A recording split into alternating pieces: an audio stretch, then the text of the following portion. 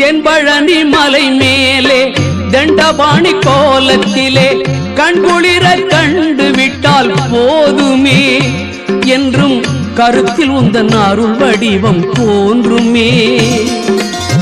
தென்பழனி மலை மேலே தண்டபாணி கோலத்திலே கண்குளிர கண்டு விட்டால் போதுமே என்றும் கருத்தில் உந்தன் அருள் வடிவம் தோன்றுமே.